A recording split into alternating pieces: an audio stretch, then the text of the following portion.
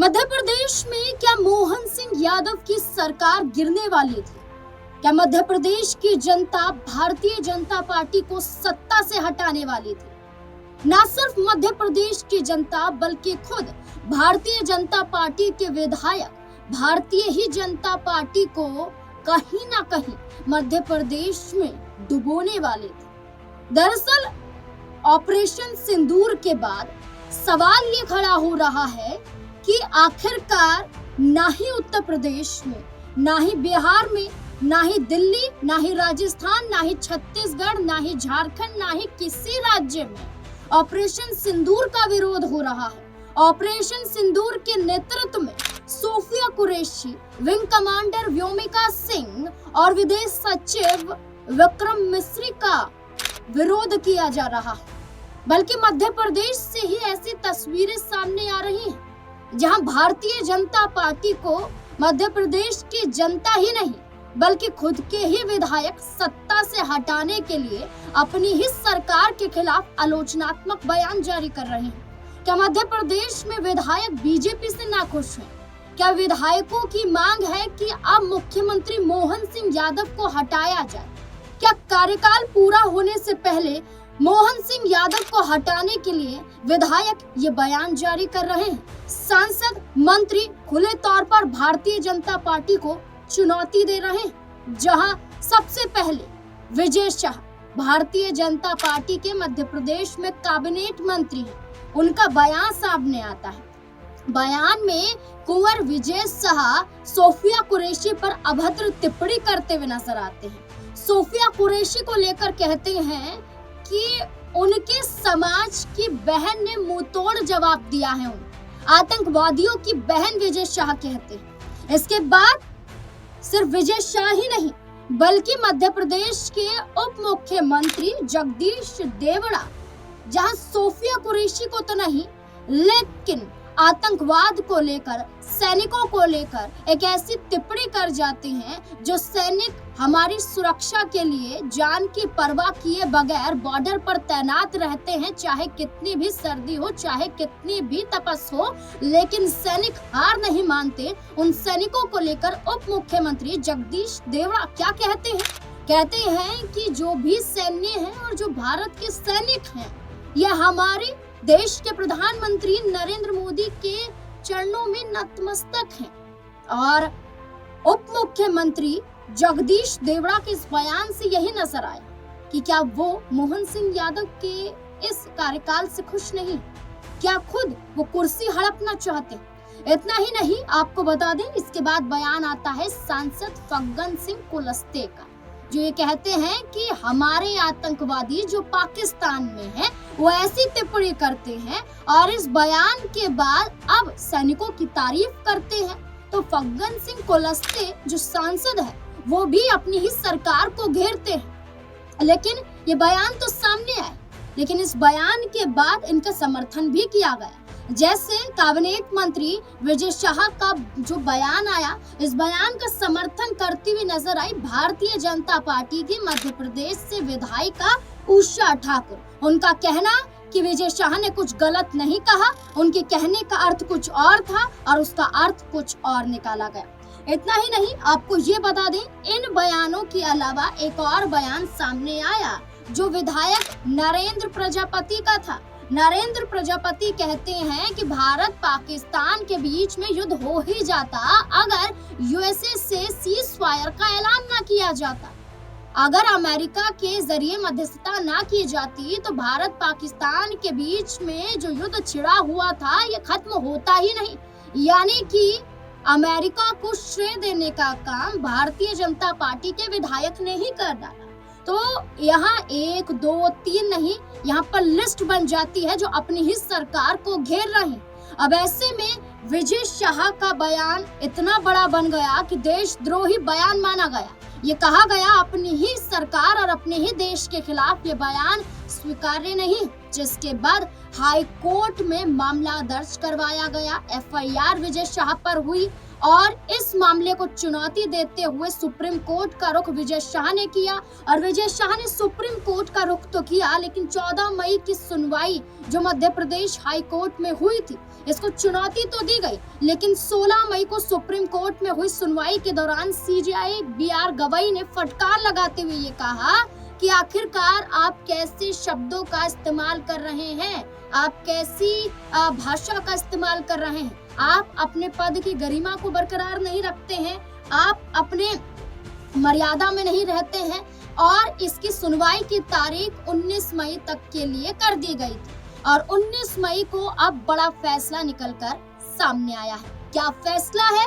दैनिक भास्कर की एक रिपोर्ट। इस रिपोर्ट में क्या लिखा है, क्या हेडलाइन है दैनिक भास्कर की?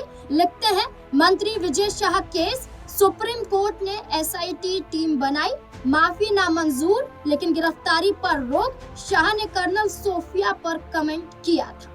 दैनिक भास्कर की रिपोर्ट में बताया गया, या हम कहें कि सुप्रीम कोर्ट में हुई सुनवाई के दौरान जिस बेंच के जरिए सुनवाई हो रही थी, इसमें जस्टिस सूर्यकांत और जस्टिस NK सिंह शामिल थे। इनकी मध्यस्थता में हुई सुनवाई के तहत SIT टीम गठित तो की गई है, लेकिन उन्हें गिरफ्तारी से राहत दे दी है, लेकिन माफी नामंजूर कर ली है और ये कहा है कि घड़ियाली आंसू बहाने का काम मत कीजिए। हमें मालूम है कि वो कानूनी पछड़े से बच जाएं, ऐसा कई बार कई चेहरे सिर्फ माफी मांगकर कर लेते हैं। और इस पूरे मामले को लेकर देखा जाए तो विजय शाह को फटकार तो लगी, लेकिन राहत भी मिली। लेकिन इस बीच में एक बड़ा मामला सामने आया। ये बड़ा मामला क्या था? ये बड़ा मामला था कि अब भारत में ही जासूसी के बड़े आरोप लग रहे हैं और जासूसी के आरोप के तहत ये कहा जा रहा है कि क्या मामले को घुमाने की कोशिश की जा रही है। जहां हिसार की लड़की ज्योति मल्होत्रा को लेकर कहा गया कि वो जासूसी के आरोप में गिरफ्तार की गई है, जांच चल रही है, कमेटी बिठाई गई है और जांच के तहत तय होगा कि जासूस हैं या नहीं। कई लिंक पाकिस्तान से पाए जा रहे हैं। पाकिस्तान उच्चायोग के एक अधिकारी दानिश के साथ उनके मेलजोल बताए जा रहे हैं। डिनर की तस्वीरें सामने आती हैं। पाकिस्तान की पहली महिला प्रधानमंत्री मरियम के साथ उनका इंटरव्यू भी देखा गया। तमाम तरीके से देखा जाए तो पाकिस्तान का 2 बार दौरा भी करती हुई नजर आई। लेकिन ये कहा जा रहा है कि वाकई जासूस है या इस मुद्दे को घुमाने की कोशिश की जा रही है।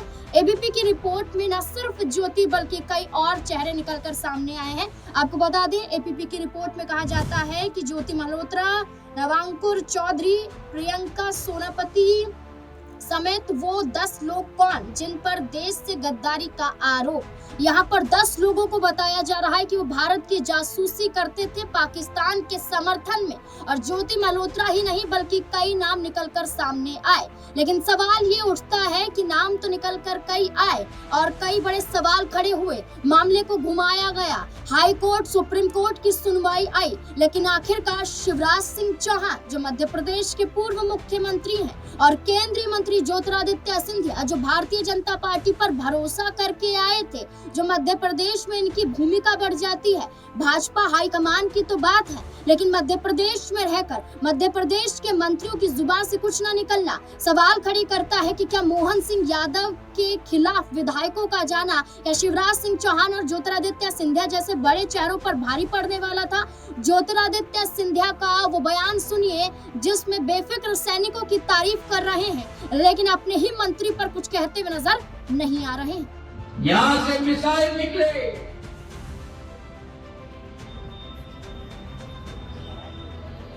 वायुसेना के विमान गए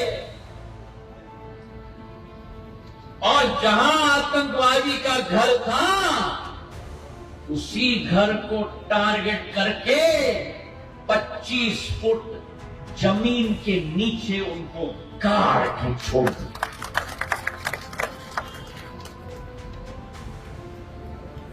आसपास के घरों में कोई भी कठिनाई नहीं, कोई भी डैमेज नहीं, लेकिन जहां वो आतंकवादी बिल में जाकर छुप गया था, उस बिल के अंदर भी भारतीय वायुसेना, थल और जल सेना का मिसाइल ने उसको खोज के 50 फुट नीचे गाड़ के छोड़ दिया। इतना ही नहीं, एक विजुअल आप देखिए। इस विजुअल के माध्यम से ज्योतिरादित्य सिंधिया क्या ट्वीट करते हैं, सुनिए जरा। और क्रिकेट और बैडमिंटन का आनंद युवा प्रतिभाओं के साथ श्रीमद माधवराव सिंधिया खेल परिसर शिवपुर। ज्योतिरादित्य सिंधिया क्रिकेट खेलते हुए दिखाई देते हैं। ज्योतिरादित्य सिंधिया लुत्फ उठाते हुए नजर आते हैं। मध्य प्रदेश में ही मौजूद हैं, दौरा कर रहे हैं मध्य प्रदेश का, लेकिन अपने ही मंत्री के खिलाफ कोई बयान नहीं देते हैं। इतना ही नहीं, हमने शिवराज सिंह चौहान का ट्विटर अकाउंट भी खंगाला। एक्स पर हम गए, लेकिन वहां पर कोई जानकारी नहीं मिली। आपको तस्वीरें दिखाई दी जा रही होंगी, आपके विजुअल दिखाई दिए जा रहे होंगे, जहां हम शिवराज सिंह चौहान के पोस्ट को देख रहे हैं कि क्या शिवराज सिंह चौहान ने विजय शाह या उप मुख्यमंत्री जगदीश देवड़ा या जो बयान आए हैं उन पर कोई टिप्पणी की है, क्या उन्होंने नसीहत दी है। लेकिन हमने स्क्रॉल किया, लेकिन कहीं भी शिवराज सिंह चौहान का एक भी ट्वीट नजर नहीं आया। किसानों के साथ वार्ता तो ठीक है, ये तमाम चर्चाएं तो ठीक है, लेकिन अपनी ही सरकार में बैठे ये जासूस जो अपनी ही सरकार को कहीं ना कहीं खाने का काम कर रहे हैं, इन पर कोई टिप्पणी नहीं की जा रही है। यानी कि मंत्रियों पर बयान न देना ये दर्शाता है कि मोहन सिंह यादव को लेकर क्या वो भी चाहते हैं कि मध्य प्रदेश से उनका ही खात्मा हो जाए। क्या शिवराज सिंह चौहान और ज्योतिरादित्य सिंधिया की खामोशी यही बयां करती है कि उन्हें भी लग रहा है कि मध्य प्रदेश में मोहन सिंह यादव की सरकार नहीं चल पाएगी। क्या लगता है आपको इन तमाम मुद्दों को लेकर? अपनी राय कमेंट सेक्शन में जरूर दें। देखते रहें SPN9 न्यूज़। धन्यवाद।